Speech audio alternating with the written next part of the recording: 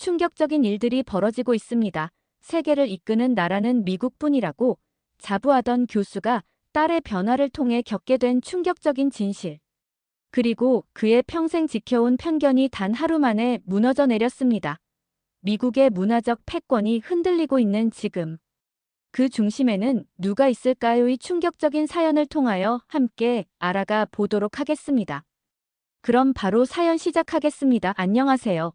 제 이름은 프리나 쇼워. 대학교 경제학과에서 국제경제비교론 가르치는 교수로 미국 정부 경제자문위원으로도 활동하고 있으며 경제학자로서 저는 항상 데이터와 지표를 통해 세계를 바라봅니다. 그리고 그 지표들은 마치 깨끗한 유리창처럼 명확하게 보여주고 있는데 미국은 여전히 세계 경제 중 그 누구도 넘볼 수 없는 위치에 있다는 사실을 언제나 가슴에 품고 있어요. 저는 지난 20년간 우선주의 경제 정책의 당위성을 연구해왔고 이것은 단순한 애국심이 아니라고 자부합니다. 언제까지나 철저한 경제 지표를 분석한 결과죠. 제가 쓴 글로벌 경제를 주도하다 책도 베스트셀러가 되었고 그만큼 많은 사람들이 미국 경제의 우월성을 인정한다는 뜻이라고 볼 수 있습니다. 솔직히 아시아 시장에 대해 말하자면 중국과 일본을 제외하고는 사실 별 볼 일 없다고 생각합니다. 한국이나 싱가포르 같은 나라들이 좋은 성과를 내고 있다고 말하는 사람들도 있지만 그건 단지 규모의 차이일 뿐이라고 생각합니다. 작은 성장은 퍼센티지로 보면 크게 보일 수 있어요. 하지만 절대적 수치로 보면 미국 경제의 발끝에도 미치지 못하죠. 지표가 말해주는 현실이니 그 이상도 그 이하도 아닙니다. 특히 한국의 경우 많은 경제학자들이 그들의 성장 모델을 낱낱이 파헤쳐보면 지속 가능성이 의심된다고 보고 있는데 일부 기업들의 성공이 국가 전체의 성공으로 오해되는 경향이 있어요. 미국이 아시아 국가들을 견제하는 진짜 이유는 그들이 실질적인 위협이 되어서가 아니라 글로벌 경제 질서의 안정을 위해서입니다. 그러나 최근 몇 년간 그 속에 숨겨진 의외의 변화가 나타나고 있는데 경제 지표상으로는 보이지 않는 문화적 측면에서의 변화라고 생각합니다. 처음에는 이런 변화가 경제에 미치는 영향이 미미하다고 생각했어요. 하지만 지금은 전혀 다른 양상으로 전개되고 있는 것 같습니다. 언젠가부터 사람들의 눈에 설렘을 불러일으키는 것이 GDP 수출입 지표가 아니라 어떤 나라의 문화적 영향력이 되어가고 있다는 사실은 경제학자로서 저에게 다소 불편한 진실이지만 실체를 직시하지 않으면 우리는 세계의 변화에 뒤처질 수밖에 없다고 생각합니다. 저는 오랫동안 아시아 문화에 큰 관심을 두지 않았어요. 솔직히 말해서 그들의 문화는 장점보다 단점이 많다고 생각했습니다. 중국의 경우 공산주의적 통제, 일본의 경우 지나친 집단주의 이런 요소들이 결국 그들의 발전을 제한할 것이라 믿었고 이러한 편견은 자연스럽게 다른 아시아 국가들에게도 적용되었습니다. 그저 먼 나라의 이야기일 뿐이었어요. 그런데 최근 저의 이런 인식에 균열이 생기기 시작했는데요. 그리고 그 균열의 시작은 다름 아닌 제 가정 내에서 있습니다. 저의 딸 로이나를 통해서인데요. 딸아이가 어릴 때부터 저는 따뜻한 아버지가 되려고 노력했죠. 물론 아이의 교육에 있어서는 단호한 원칙이 있었어요. 미국의 가치와 문화를 중심에 두고 지나치게 다른 문화에 빠지지 않도록 하는 것이었습니다. 저는 이것이 아이의 미래를 위한 소중한 길이라고 확신했기 때문이에요. 로이나는 다른 방향으로 관심을 가질 때마다 저는 많은 대화를 나누며 그 아이를 바른 길로 인도하려 했어요. 미국 문화가 얼마나 위대하고 전통적인 그리고 그것이 어떻게 세계를 주도해 왔는지에 대해 열정적으로 설명해 주었고 마치 치열한 경주에서 앞서 나가기 위해 코치가 선수를 독려하던 저는 로이나가 미국적 가치관을 더욱 공고히 하기를 바랐습니다. 그러던 어느 날 집에 돌아왔을 때 로이나의 방에서 낯선 음악이 흘러나오는 것을 들었어요. 처음에는 그저 새로운 미국 팝 음악이라고 생각했습니다. 하지만 제 발소리를 들었는지 갑자기 음악 소리가 작아졌어요. 마치 무언가를 숨기는 것 같았죠. 이 예상치 못한 상황에 저는 문득 호기심이 생겼습니다. 제가 로이나에게 무슨 음악을 듣고 있었는지 물었을 때 잠시 침묵이 흘렀고 로이나는 조심스럽게 그저 새로운 음악이라고 대답했어요. 저는 더 묻지 않았지만 그 후로 로이나의 행동이 조금씩 달라지기 시작했습니다. 이어폰을 끼고 알 수 없는 멜로디를 흥얼거리거나 컴퓨터 화면을 보다가 제가 다가가면 서둘러 창을 닫았어요. 어느새부터인가 로이나의 방에는 알 수 없는 포스터들이 생기기 시작했고 책장에는 이상한 문자가 적힌 책들이 꽂혀 있었습니다. 용기를 내어 어느 날 로이나의 방에 들어갔을 때 저는 그녀가 한국어를 공부하고 있다는 사실을 알게 되었는데요. 책상 위에는 한글 연습장이 펼쳐져 있었고 벽에는 한국 드라마의 장면들이 담긴 사진들이 붙어 있었어요. 그 화려한 색감과 낯선 얼굴들이 저를 바라보는 것 같았죠. 저는 당혹감을 느꼈습니다. 우리 집에서. 그것도 제 딸이 한국 문화에 빠져 있다이요. 이것은 제가 그동안 로이나에게 가르쳐온 모든 가치관과 상반되는 것이었어요. 미국 문화를 우선시하고 다른 문화보다 우리 것이 더 가치 있다고 그렇게 강조해 왔는데 말이죠. 로이나에게 모든 것이 무엇인지 물었을 때 저의 목소리에는 실망감이 묻어났습니다. 로이나는 잠시 망설이더니 진지한 표정으로 한국 문화에 관심이 생겼다고 고백했어요. 케이팝 음악과 드라마에 빠지게 되어 한국어까지 배우고 있다는 것이었습니다. 저는 그 자리에서 도저히 이해할 수 없었어요. 왜 하필 한국인가에 대한 의문이 들었습니다. 아시아 국가 중에서도 경제적으로나 정치적으로나 중국이 훨씬 중요한데 아무도 모르는 한국 문화에 빠진 것인지 말이죠. 저는 경제적 관점에서 중국어가 더 유리하다고 조언했지만 로이나는 제 말이 끝나기도 전에 자신의 생각을 말했습니다. 로이나는 이것이 단순히 실용적인 선택이 아니라고 했어요. 한국 문화의 매력에 빠져들었다는 것, 음악, 드라마, 영화, 음식 등 모든 것이 매력적이라고 설명했습니다. 저는 그 말을 들으며 한숨을 내쉬었어요. 그러나 로이나의 눈에는 제가 본 적 없는 열정이 담겨 있었습니다. 마치 새로운 세계를 발견한 모험가처럼 빛나고 있었죠. 하지만 저는 여전히 이해할 수 없었어요. 20년 넘게 경제학을 연구해온 제가 제 딸의 문화적 취향을 이해하지 못하는 상황이 아이러니하게 느껴졌어요. 저는 마지막으로 차라리 배울 거면 아시아 경제대국인 중국어를 배우라고 권했습니다. 적어도 그것이 미래에 도움이 될 거라고요. 하지만 로이나는 고개를 저으며 모든 선택이 경제적 가치로만 결정되는 것은 아니라고 말했고 때로는 가슴이 원하는 방향으로 가는 것도 중요하다는 그녀의 말에 저는 로이나가 더 이상 제가 모든 것을 결정해 줄 수 있는 어린 딸이 아니라는 사실을 깨달았어요. 그녀는 자신만의 생각과 가치관을 가진 한 사람으로 성장해 있었습니다. 그리고 그 생각이 제 것과 다르다 해도 그것은 딸아이의 선택이었죠. 로이나와 대화 이후 저는 그녀의 한국 문화 집착에 대해 계속 고민했어요. 딸의 선택을 존중해야 한다는 것은 알지만 여전히 이해하기 어려운 점이 있었습니다. 그런 와중에 어느 날 로이나가 갑자기 저에게 부탁을 해왔는데요.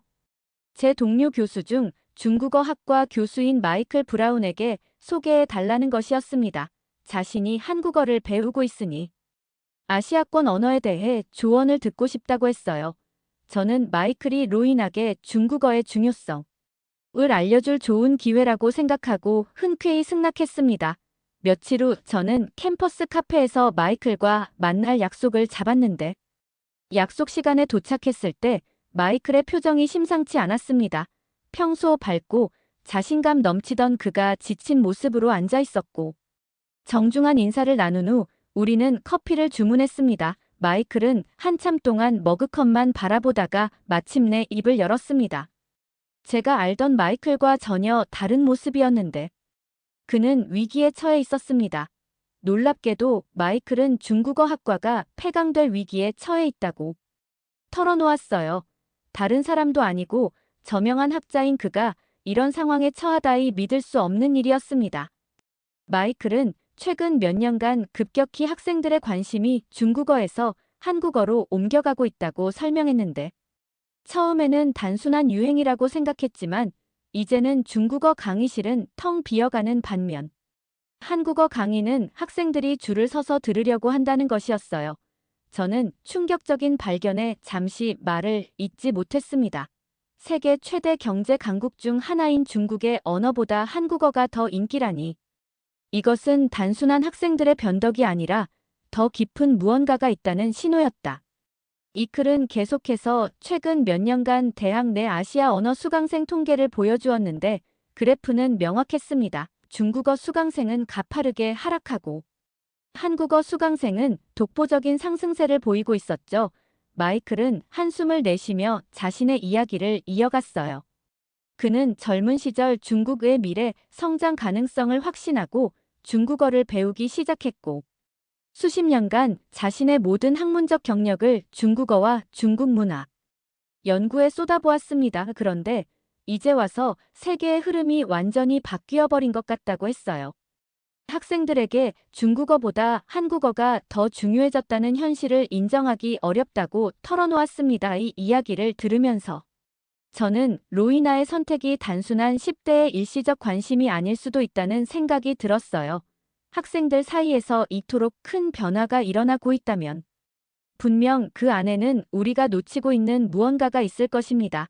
마이클은 계속해서 대학 당국이 한국어 강의를 더 늘리기로 결정했고 그 과정에서 중국어 학과가 축소될 수밖에 없다고 말했어요.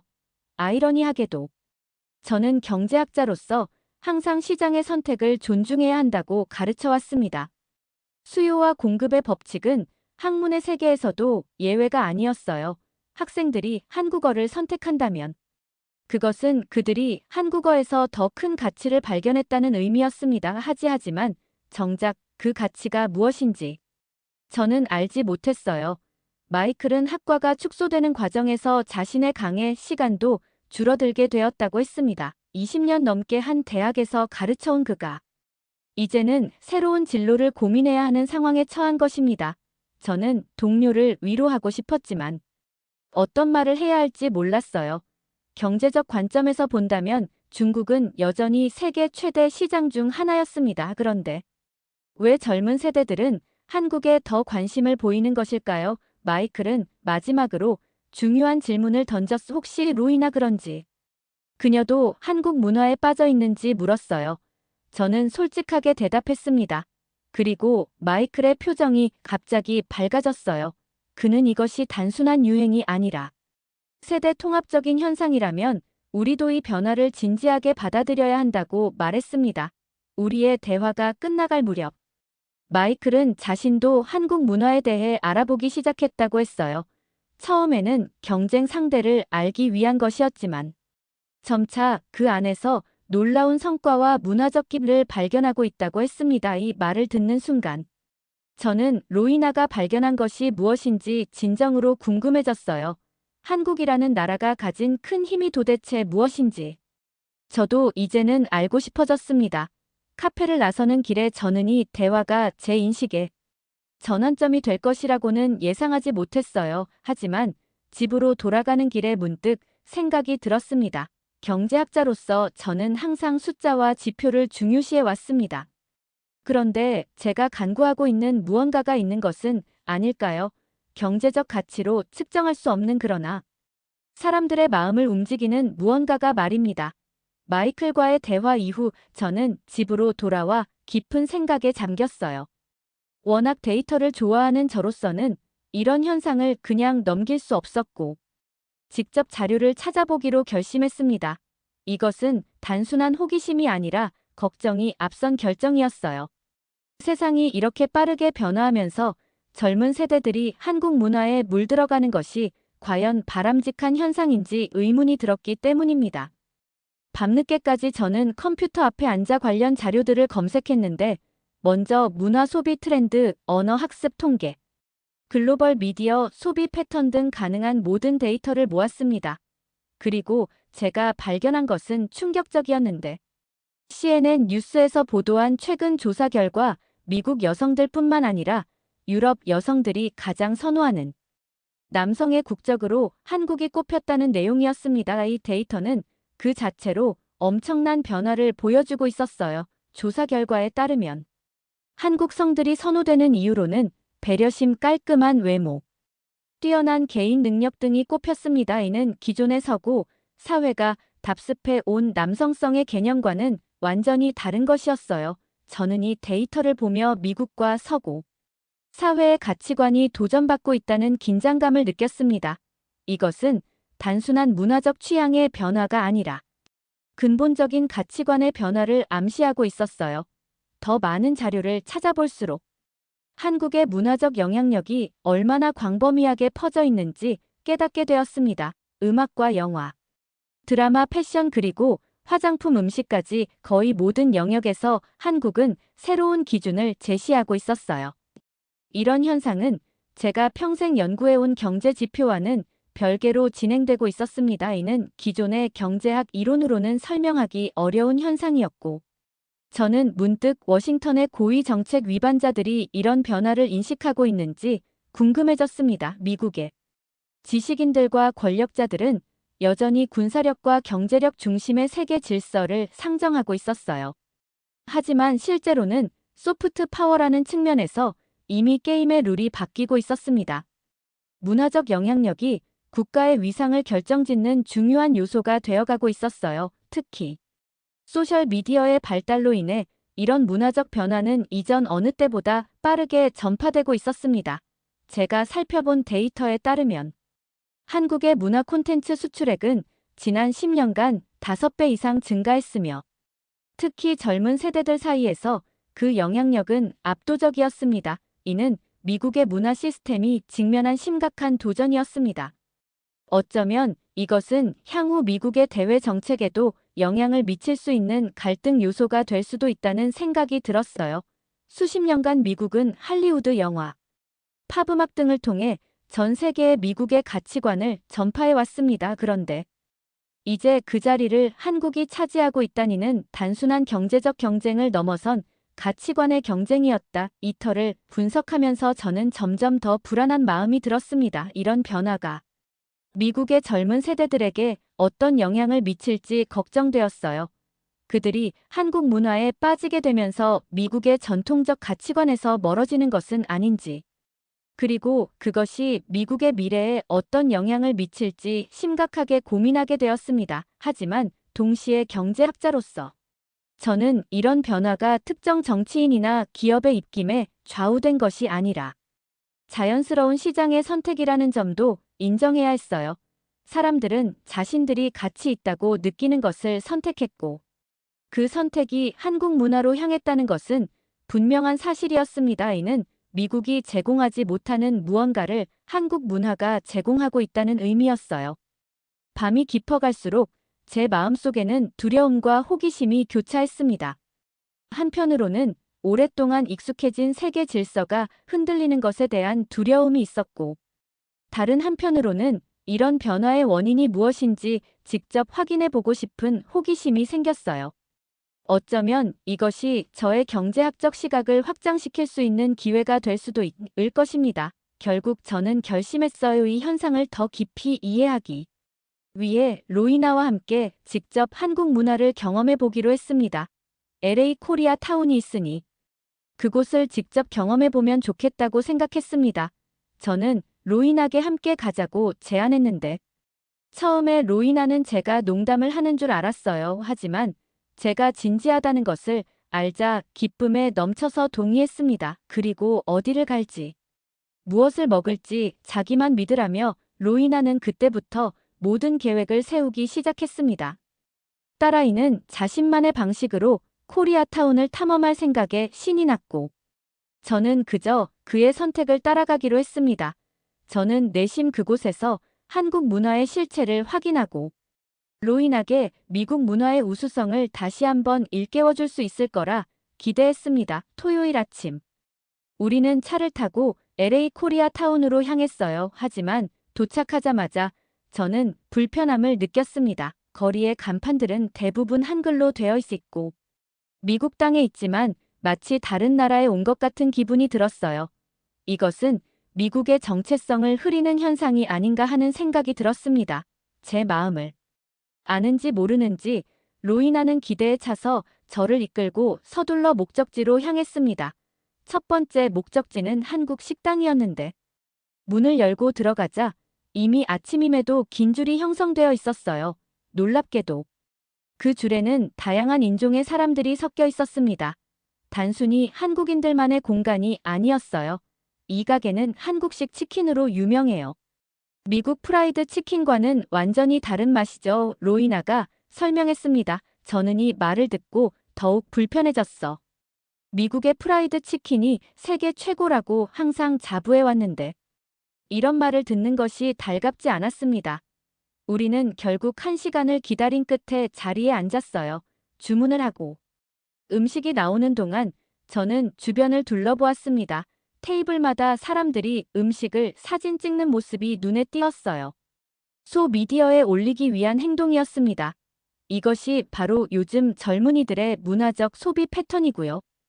무엇보다 충격적인 순간은 음식이 나왔을 때였습니다. 예상과 달리 그 치킨은 정말 맛있었거든요. 바삭한 튀김옷과 다양한 양념의 조화가 빛을 발했고 무엇보다 생맥주와의 조합은 그야말로 환상적인 조합이었습니다. 저는 제 자신이 음식에 감탄하고 있다는 사실에 당혹스러웠을 제가 기대했던 반응이 아니었습니다. 식사를 마친 후 우리는 거리를 걷기 시작했어요. 걷는 동안 로이나는 각 상점과 카페에 대해 능숙하게 설명했습니다. 마치 이곳이 딸아이의 두 번째 고향인 것처럼 말이죠. 로이나는 저에게 미국과 달리 한국은 화장품도 다르다면서 매장 안으로 들어갔어요. 이곳 역시 사람들로 분비 대부분은 젊은 여성들이었습니다. 남성들도 적지 않았어요. 매장 직원이 다가와 저희에게 제품을 설명하기 시작했는데 한국어로 말을 걸어오자 로이나가 유창한 한국어로 대답하는 것을 보고 놀랐어요. 딸이 이렇게 외국어를 잘하게 되었다는 사실에 복잡한 감정이 들었습니다. 자랑스러움과 동시에 왜 하필 한국어인 하는 의문이 교차했을 나선 후 로이나는 더욱 신인한테 다른 명소들을 소개하기 시작했습니다. 우리는 한국 서적으로 가득한 서점, 화려한 조명의 노래방, 그리고 아늑한 분위기의 카페 등 다양한 장소를 방문했어요. 특히 한 카페에서는 한국 드라마를 함께 보는 팬 모임이 열리고 있었는데 그곳에서 보기 힘든 광경을 목격했어요. 다양한 인종과 연령대의 사람들이 한자리에 모여 열정적으로 드라마에 대해 토론하고 있었습니다. 그들은 서로의 차이점보다 공통의 관심사를 통해 연결되어 있었어요. 오후가 저물어가고 우리의 발걸음도 지쳐갈 무렵 로이나가 코리아타운 투어의 마지막으로 꼭 가봐야 할 곳이 있다며 한국식 바비큐 레스토랑으로 저를 안내했습니다. 식당에자 고기를 직접 구워 먹는 독특한 방식과 다채로운 반찬들이 테이블을 가득 채웠고 이 모든 경험들을 통해 더 이상 저는 내적 저항감을 유지하기 어려워졌습니다. 하루 종일 본 광경들이 제 고정관념을 하나씩 무너뜨리고 있었어요. 테이블에 앉아 로이나와 이야기를 나누면서 저는 그녀가 왜 한국 문화에 빠지게 되었는지 한 번 더 물어봤습니다. 아빠, 한국 문화의 매력은 단순히 표면적인 아름다움이 아니에요. 한국의 정서 관계에 대한 가치관, 노력과 열정을 존중하는 태도. 이런 것들이 저에게 와닿았어요. 로이나의 말은 진심이 담겨 있었습니다. 집으로 돌아오는 길에 저는 깊은 생각에 잠겼는데 오늘 하루 동안 본 것들은 단순한 문화적 유행이 아니라 세계의 가치 기준이 변화하고 있다는 신호였습니다. 그리고 그 변화의 중심에 한국이 있다는 사실이 놀라웠어요. 이제 저는 이 현상을 단순히 경제적 관점에서만 바라볼 수 없다는 것을 깨달았습니다. 코리아타운 방문 이후 몇 주가 지났을 때 로이나가 저에게 깜짝 소식을 전해왔습니다. 1년 전부터 봉사활동을 하면서 알게 된 한국인 남자친구가 생겼다는 것이었어요. 그 순간 저는 가슴 깊이 동요를 느꼈습니다. 이것은 단순히 제 딸이 외국인과 교제한다는 사실을 넘어 제가 그동안 견지해온 가치관에 대한 직접적인 도전처럼 느껴졌어요. 로이나는 그의 이름이 지훈이 스탠퍼드 대학교 인문학과에 다니고 있다고 했습니다. 알고 보니 같은 학교였어요. 로드은 저에게 그를 만나보면 어떨지 조심스럽게 물었습니다. 저는 잠시 망설였지만 코리아타운 방문의 일환으로 이것 역시 경험해 보기로 했어요. 객관적인 연구자로서 모든 측면을 살펴봐야 한다고 스스로를 설득했습니다. 다음 주말 우리는 학교 근처 레스토랑에서 만남을 가졌어요. 저는 내심 긴장했습니다. 이 만남이 제 인식을 더욱 혼란스럽게 하지는 않을까 걱정했어요. 약속 시간보다 빨리 도착했는데 지우는 이미 와서 기다리고 있었습니다. 그는 자리에서 일어나 공손하게 인사했어요. 처음 몇 분간 저는 그를 경계하는 태도로 대했지만 대화가 진행될수록 그의 지적 깊이와 예의 바른 태도에 점차 마음이 열리기 시작했어요. 지우는 자신의 학문적 관심사와 미래 계획에 대해 이야기했고, 이것은 단순한 사교적 대화가 아니라 깊이 있는 지식 교환이, 특히 그가 한국과 미국의 교육 시스템을 비교하며 분석하는 모습은 인상적이었어요. 식사가 끝나갈 무렵, 저는 문득 제 모습이 변해가고 있다는 것을 느꼈습니다. 처음에는 경제, 지표로만 세상을 판단하던 고집스러운 교수였으며, 이제는 문화적 가치와 다양성의 중요성을 새삼 인식하기 시작했어요. 지훈과의 대화를 통해 한국이 단순히 경제적 성장을 이룬 나라가 아니라 독특한 문화적 자산을 바탕으로 세계를 선도하고 있다는 사실을 이해하게 되었습니다. 지훈은 한국 문화의 기본적인 것들에 대해 설명했어요. 공동체 의식, 어른에 대한 존중, 교육에 대한 열정, 그리고 끊임없는 혁신 정신이 한국의 핵심 가치라고 했습니다. 이러한 가치들이 K-팝 영화, 드라마 등 대중문화를 통해 전 세계로 전파되고 있다고 설명했어요. 그리고 젊은 세대들이 이에 열광하는 이유는 이러한 가치들이 현대 사회에서 더욱 중요해지고 있기 때문이라고 했습니다. 대화를 마치고 헤어질 때 지우는 능숙하게 영어와 한국어를 오가며 로이나와 대화했을 모습을 보며 저는 이것이 예외적인 현상이 아니라 앞으로 더욱 보편화될 세계의 모습일 것이라는 생각이 들었습니다. 더 이상 미국만이 세계 문화의 중심이 아니라 다양한 국가들, 특히 아시아의 중심으로 떠오른 한국이 문화적 영향력을 행사하는 시대가 왔다는 것을 인정해야 했어요. 집으로 돌아오는 길에 로이나는 제게 물었습니다. 지훈을 어떻게 생각하냐고. 저는 솔직히 인정했어요. 그는 훌륭한 젊은이라고 말입니다. 그리고 더 나아가 한국에 대한 제 인식이 완전히 변화했다고 고백했어요. 더 이상 단순히 경제 지표로만 국가의 가치를 평가할 수 없다는 것. 문화적 영향력이 얼마나 중요한지를 깨달았다고 말이에요. 그리고 한국 문화처럼 세상에는 우리가 미처 알지 못한 많은 것들이 숨어 있는 것 같아요. 여러분도 그런 것들을 발견하는 기회를 갖게 되길 바랍니다. 오늘 이야기를 함께 나눠서 정말 행복했습니다. 모두 안녕히 계세요. 오늘의 사연 어떻게 들으셨나요? 잭 밀러 교수가 겪은 변화의 여정은 우리에게 많은 생각할 거리를 던져주는 같습니다. 경제 지표와 숫자만으로 세계를 판단하던 그가 딸 로이나를 통해 한국 문화의 진정한 가치를 발견해 가는 과정이 인상적이었는데요. 어쩌면 우리도 모르는 사이에 세계의 질서는 이미 변화하고 있는지도 모릅니다. 문화적 힘은 때로 경제력보다는 사실, 그리고 그 중심에 한국이 서 있다는 것이 놀랍지 않나요? 잭 밀러 교수는 앞으로 어떤 새로운 시으로 세계를 바라보게 될까요? 그리고 지훈과 로이나의 관계는 어떻게 발전해 나갈까요? 여러분의 생각을 아래 댓글에 남겨주세요. 그리고 감동적인 사연을 주변 사람들과 공유하고 함께 이야기 나눠보세요. 마지막으로 1초밖에 걸리지 않는 구독과 좋아요, 알림 설정은 영상 제작에 큰 힘이 됩니다.